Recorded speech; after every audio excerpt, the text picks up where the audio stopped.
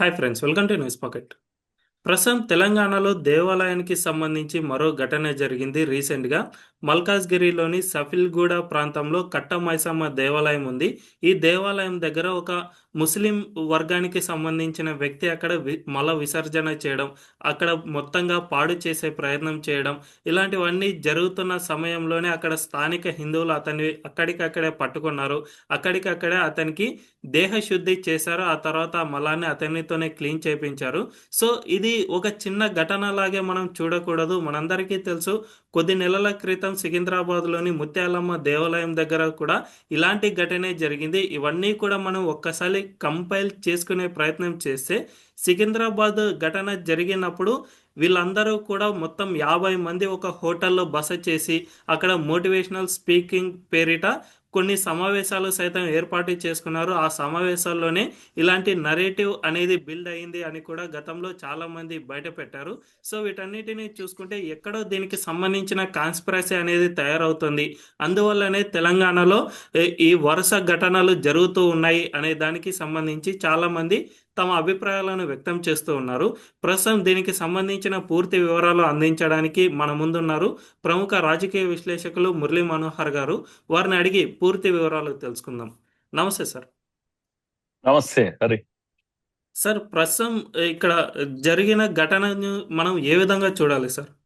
హరి, నేను అనుకుంటాను ఇది ఒక వాతావరణం, ఈకో సిస్టమ్ అని అంటాం. ఇది హైదరాబాద్ లో, ముఖ్యంగా తెలంగాణలో ఎప్పుడైనా కూడా ఇలాంటి పర్వర్టెడ్ మైండ్ ఉండేటువంటి వాళ్ళు ఎంత అది చూస్తే ఎంత అసహ్యం అనిపిస్తుంది.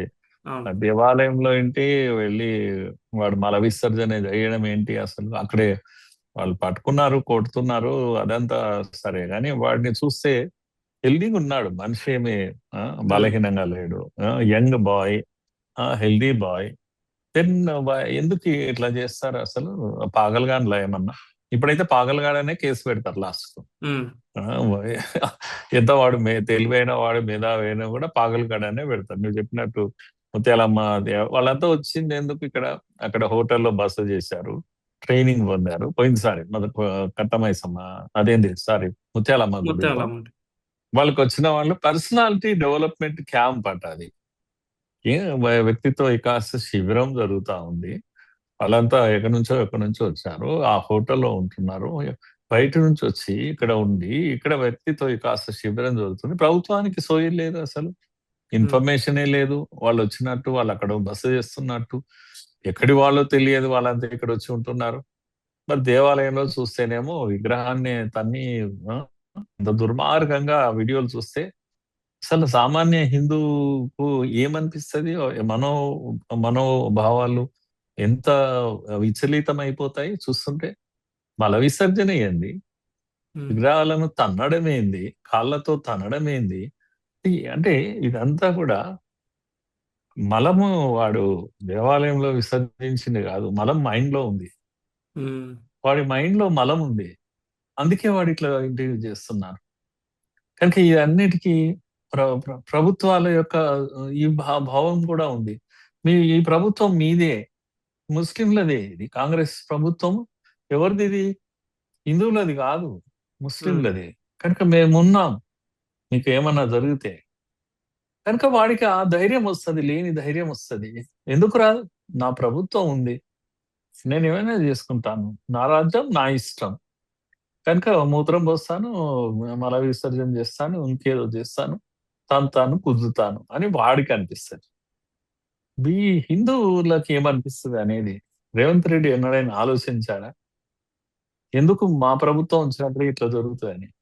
ఎందుకు అంటే మీరు ఎన్నికల్లో అన్నిట్లో ఓపెన్ గానే చెప్తున్నారు, ఇది మీ ప్రభుత్వం కాదు పో అని చెప్తున్నారు హిందువులకు. మేము కాంగ్రెస్ అన్నా ముస్లిం అన్నా ఒకటే, కనుక వేరే కాదు. కనుక ఇప్పుడు తెలంగాణలో అధికారంలో ఉన్నది ముస్లిం ప్రభుత్వం. ముస్లిం ప్రభుత్వం కనుక హిందూ దేవాలయాలను అపవిత్రం చేస్తుంది. నేను ముస్లింలు ఎందుకు అంటాను? ముస్లిం ప్రభుత్వం అని అంటాను. ఎందుకంటే ముఖ్యమంత్రి చెప్పాడు, ఇది మీ ప్రభుత్వం, ముఖ్యమంత్రి చెప్పాడు కదా. కనుక నేనేమంటున్నాను అంటే, అవును కదా, మీరు ముస్లిం ప్రభుత్వం కదా, కాంగ్రెస్ అన్నా ముస్లిం అన్నా ఒకటే కదా మరి. కనుక మీరు హిందువుల పైన దాడి చేస్తారా? హిందూ దేవాలయాల పైన ఇది చేస్తారా? విధ్వంసం చేస్తారా? అపవిత్రం చేస్తారా? అశుద్ధం చేస్తారా? కాంగ్రెస్ దీనికి జవాబు చెప్పాల్సి వస్తుంది. ముఖ్యమంత్రి జవాబు చెప్పాల్సి వస్తుంది. ఎన్నికల్లో మీరు ఓపెన్ గా చెప్పారు, మరి తెగించి చెప్పారు మీరు. అన్నిటికీ ఈరోజు జవాబు చెప్పారు. ఆ సార్ రోజు ఇంకో ఉమ్, సార్ ఇంకొక విషయం సార్, ఇప్పుడైతే ప్రస్తుతం ఈ ఘటనకు పాల్పడిన వ్యక్తిని అయితే అల్తాఫ్గా గుర్తించారు. కర్ణాటకలోని బీదర్ నుండి ఇక్కడికి వచ్చి నేరెడ్మెట్ మార్కెట్లో అతను కూరగాయల విక్రేతగా గుర్తించారు సార్. అతన్ని పోలీసులు అరెస్ట్ చేశారు కాబట్టి ఇది ఇంతటితో సమాప్తం అయిపోయిందని అనుకోవాలా, లేకపోతే దీన్ని ఏ విధంగా చూడాలి sir? There is no end to it. ఇప్పుడు ఉమ్, ఉదాహరణకు ఆ, ఒక మహిళ రేప్ చేస్తే శంషాబాద్ దగ్గర ఆ తిరగబడ్డారు. సమాజం తిరగబడింది. ఇంత దుర్మార్గమా అని. ఉమ్, తిరగబడితే చాలా కోపం వచ్చింది తెలంగాణ ప్రజలకు. కనుక కేసీఆర్ ఏం చేశారంటే అటు ఇటు చూసి వీళ్ళందరి ఆ, ఆక్రోశం ఆ, తగ్గాలి, నా మీద రిఫ్లెక్ట్ అవుతుంది ఇది అని భయపడి ఏం చేశాడు, వాడిని కాల్చి పడేశారు ఉమ్, కదా. ఎన్కౌంటర్ అని పేరు చెప్పారు దానికి. ఉమ్, ఇప్పుడు చేయమను మరి, ఇప్పుడు వీళ్ళు కూడా అట్లా చేయమను. మనం కూడా, హిందువులు కూడా అంతే తిరగబడాల. ఇప్పుడు వేరే మార్గం లేదు. ఒక ఓ పనికి మాలిన కేసు ఏదో పెడతారు. ఇప్పుడు ఏదో 298, 299 లాంటి బిఎన్ఎస్ దీంట్లో నేరెడ్మెట్ పిఎస్ లో కేసు పెట్టారు. ఇది ఉమ్, ఏది entering into places of worship and insulting to religion అని చెప్పేసి ఏదో కేసు ఏదో పెట్టారు. ఈ కేసు పెట్టి వదిలేస్తారు. వాళ్ళ గతంలో కూడా కేసు వాడు పాగలగాడని, మెంటల్లీ సరిగా లేడని, ఇవన్నీ ఇంకా కోర్టులో నడుస్తాయి. ఇక వీళ్ళు వచ్చేస్తారు, ఎక్కడ లేని అడ్వకేట్లు అందరూ వస్తారు. ఉమ్, కనుక అంతకుముందు ఒకసారి కీసర్లో కూడా ఒక విగ్రహం ఆ, విధ్వంసం చేశారు. సో ఉమ్, ఇలాంటివి కాంగ్రెస్ పీరియడ్ జరుగుతూనే ఉన్నాయి. నేనేమంటున్నా అంటే కాంగ్రెస్ కు భయం లేదు. హిందూ దేవాలయాలు అంటే అవి ఒక పవిత్రమైనవి, వీళ్ళకి మనోభావాలు ఉన్నాయి, చాలా సున్నితమైన మనోభావాలు. వీళ్ళు ఎలక్షన్ లో డబ్బాల్లో దీన్ని ఏందో కథ చూయిస్తారు అనే ఒక భయం ఉంటే ఏం చేస్తారు, ఎన్కౌంటర్ చేస్తారు.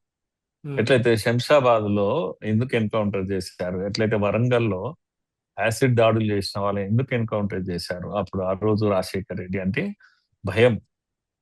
ప్రజలకు కోపం వచ్చింది, ప్రజలు ఓడిస్తారు మమ్మల్ని అనేటువంటి ఒక భయం. భయం కారణంగా ఎన్కౌంటర్ చేశారు.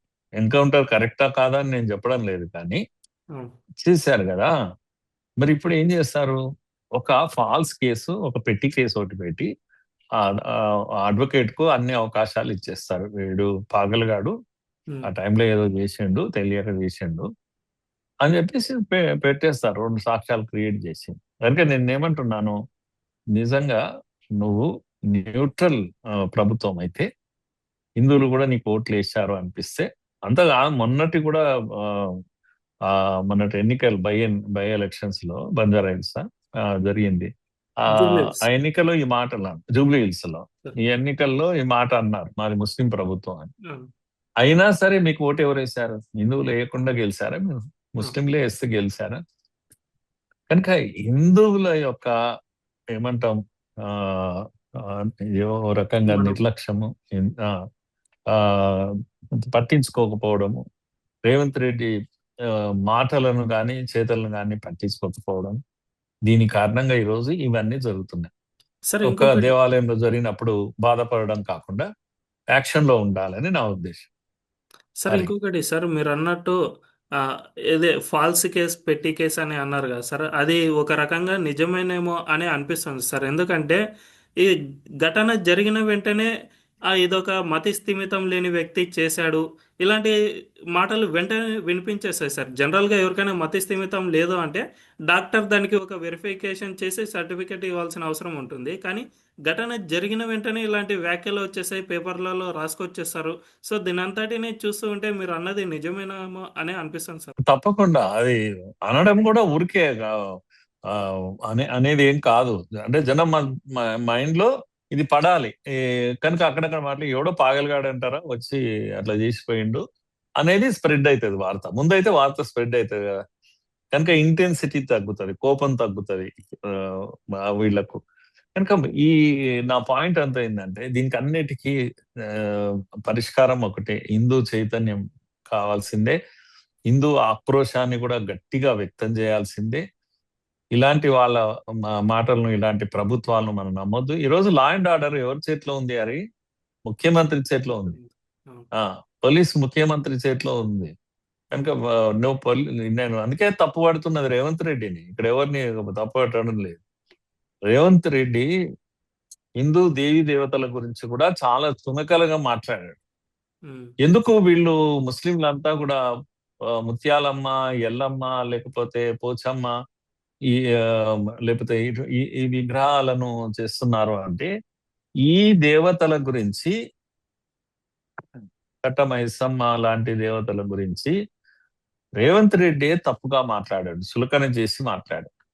ఈ దేవతలు ఎవరి కోసం అంటే తాగుబోతుల కోసం ఉన్నారు ఈ దేవుళ్ళు అనే ఒక దీన్ని కల్పించారు.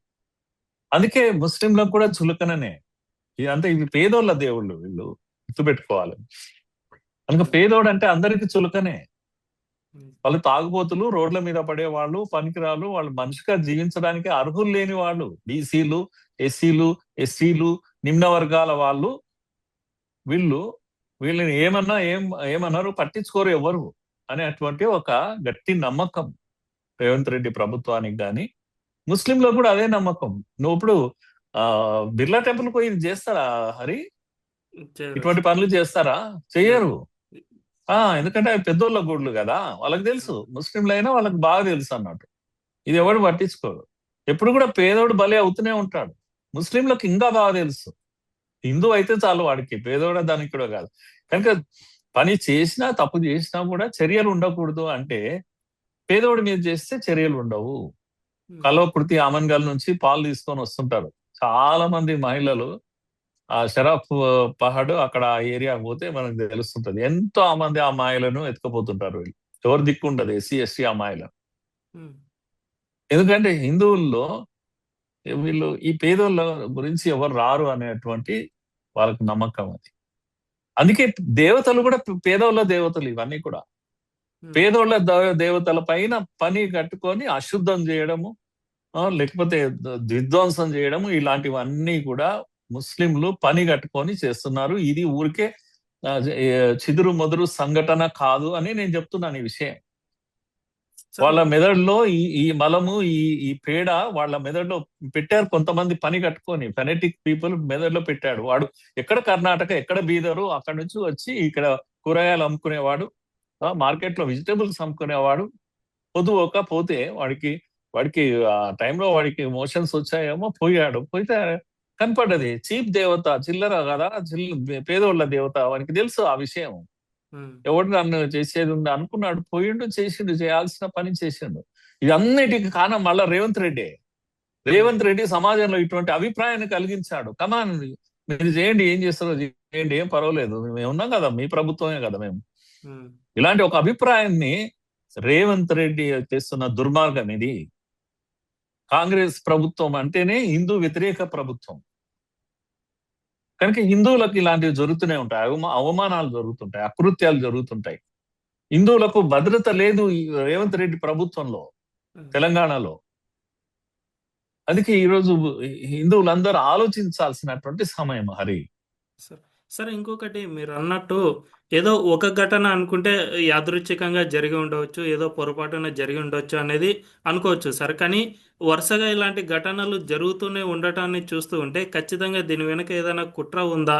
ఎందుకంటే ముత్యాలమ్మ టెంపుల్ ఘటన జరిగినప్పుడు ఒక 50 మందికి పైగా మోటివేషనల్ క్లాసులకు అటెండ్ కావడం, ఆ స్పీకర్ ఎవరైతే ఉన్నాడో అతనే ఈ దేవాలయంపై దాడికి పాల్పడడం, ఇవన్నీ చూస్తూ ఉంటే ఏదైనా కుట్ర అనేది జరుగుతుందా? దీనిపై ప్రభుత్వం విచారణ జరిపించాల్సిన అవసరం ఏమైనా ఉందా అనే విషయంపై మీ అభిప్రాయం ఏంటి సార్? నేను 2-3 ప్రశ్నలు లేవనెత్తుతున్నా. అప్పుడు మోటివేషనల్ క్యాంపుకి వచ్చిన వాళ్ళు ఇక్కడి వాళ్ళు కాదు.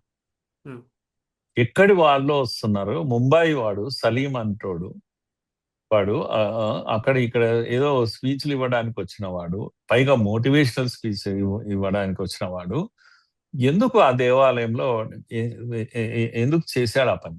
బీదర్ నుంచి వచ్చిన వాడు ఈరోజు అల్తాఫ్ నాడు, వీడు అక్కడి నుంచి వచ్చి కూరగాయలు అమ్ముకోకుండా ఎందుకు ఇంత డర్టీ పని చేసి పెట్టాడు అని.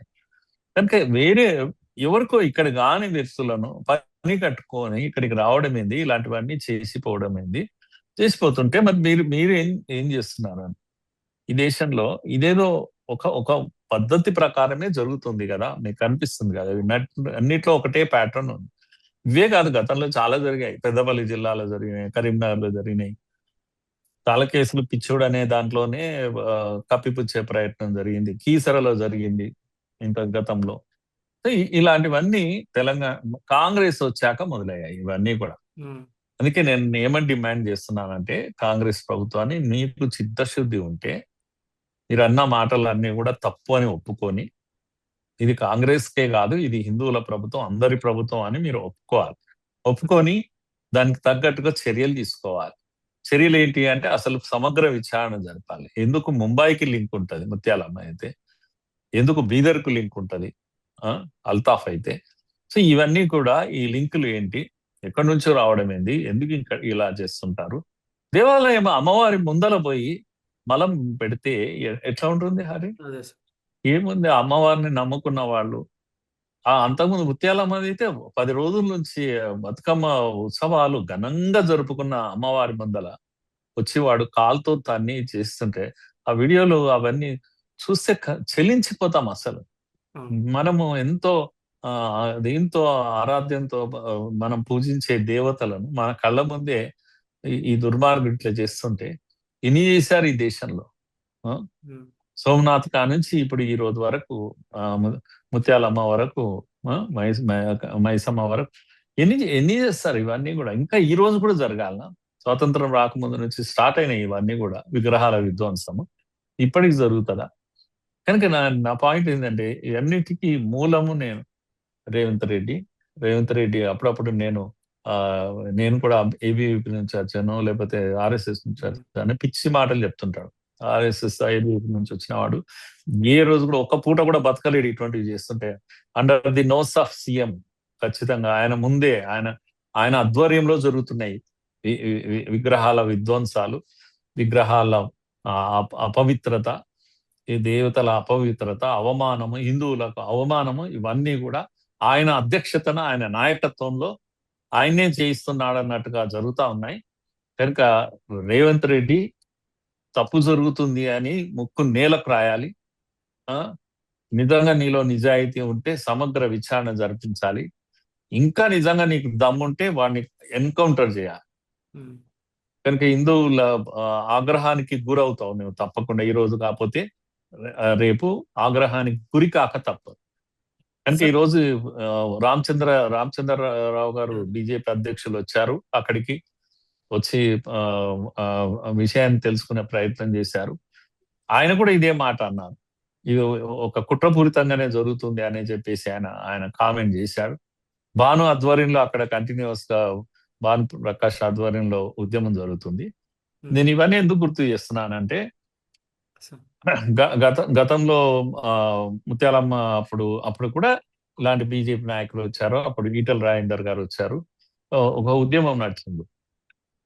ఎందుకు పొన్నం ప్రభాకర్ లేకపోతే ఎందుకు ఆయన ఏం పేరు పిసిసి అధ్యక్షుడు వీళ్ళు వెళ్ళి, మహేష్ కుమార్ గౌడ్ వీళ్ళు వెళ్ళి ఎందుకు చేయరు? ఇలాంటివి జరుగుతున్నప్పుడు ఎందుకు నిరసన వ్యక్తం చేయరు? ఎందుకు ఏం జరిగింది అని స్పాట్ మీదకి ఎందుకు వెళ్ళరు?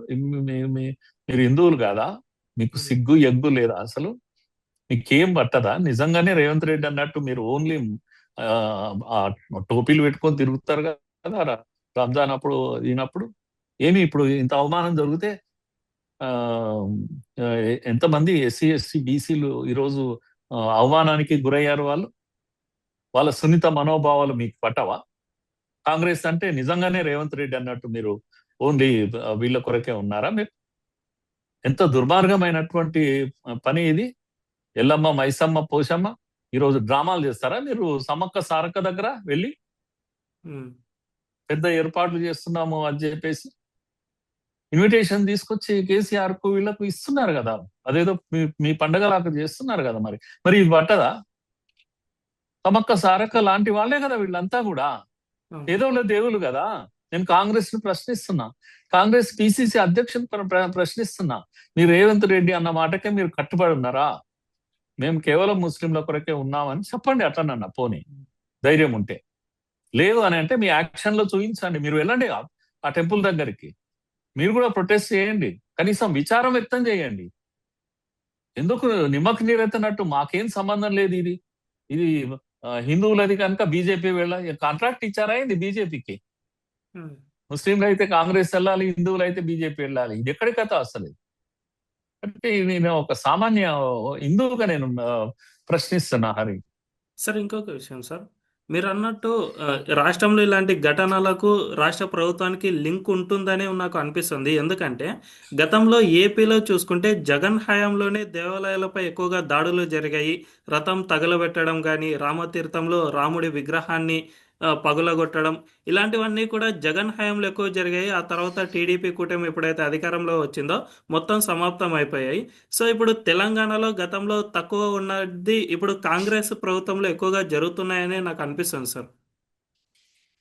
నీకన్నా నాకన్నా తెలివైన వాళ్ళు ఎవరు, అందరికన్నా కూడా తెలివైన వాళ్ళు అంటే నేరస్తులు. ఈ నేరస్తులకు రాజకీయ అవగాహన కూడా ఉంటది ఇప్పుడు కూడా. కనుక జగన్ ఉంటే మేము క్షేమము, ఏదైనా చేయొచ్చు, అప్పుడు నేరస్తుడు బయటకు వస్తాడు. ఉమ్, ఇవన్నీ చరా మామూలే. ఎప్పుడైనా చూడండి, ఆ, రాష్ట్రంలో బాగా ఉద్యమాలు అవి జరిగి డిస్టర్బ్ గా ఉన్నప్పుడు నక్సలైట్లు కూడా బయటకు వస్తారు వాళ్ళు. ఉమ్, ఎందుకంటే వాళ్ళని అడిగే వాళ్ళు ఉంటారు అప్పుడు వాళ్ళను. అలాంటిది ఇది కూడా తెలంగాణలో కూడా రేవంత్ రెడ్డి ప్రభుత్వం, కాంగ్రెస్ ప్రభుత్వం ఉంది కనుక ఇగో వీళ్ళందరూ ఈ కీచకులకు అందరికి కూడా ఆ ఒకసారి ధైర్యం వచ్చేస్తుంది. కనుక వాడు ఆడుతూ పాడుతూ చేస్తున్న పనులు ఇవేమి పెద్దగా ముందు వ్యూహ రచన వేసుకొని ఆ రెక్కి నిర్వహించి చేసినవి కూడా ఏం కాదు. వీడి మైండ్ లో పెండ ఉంది, అందుకే అక్కడ పెండ పెట్టాడు వీడు. నేను చెప్పాను కదా, ఎవరు లేరు, చూస్తలేరు కనుక ఇది చిల్లర దేవుళ్ళే వీళ్ళంతా, పేదోళ్ళు, ఎవడు నన్ను అడగాడు అని అనుకుంటాడు. వానికి ఆ ధైర్యం పైన మా ప్రభుత్వం ఉంది కనుక. ఆ రోజు జగన్ ఉన్నప్పుడు, ఈ రోజు రేవంత్ రెడ్డి ఉన్నప్పుడు ఇలాంటి సంఘటనలు జరుగుతాయి అంటే ఆ ధైర్యంతో వాళ్ళు చేస్తారు.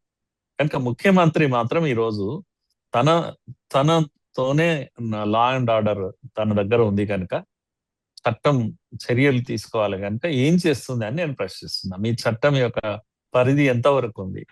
కనుక మీరంటే ఈ ఈ ఈ నేరస్తులకు ఒక ధైర్యము, ఒక భరోసానా? లేదు, మనోభావాలు దెబ్బతింటున్న అమాయక హిందువులకు భరోసా ఇస్తావా? ఏదో ఒకటి తేలాలి అనేటువంటిది నేను కోరుకుంటున్నటువంటిది, నేను డిమాండ్ చేస్తున్నటువంటి విషయం Hari. Thank you so much sir. ఈ విషయం గురించి పూర్తి అవగాహన కల్పించినందుకు ధన్యవాదాలు సార్. Thank you.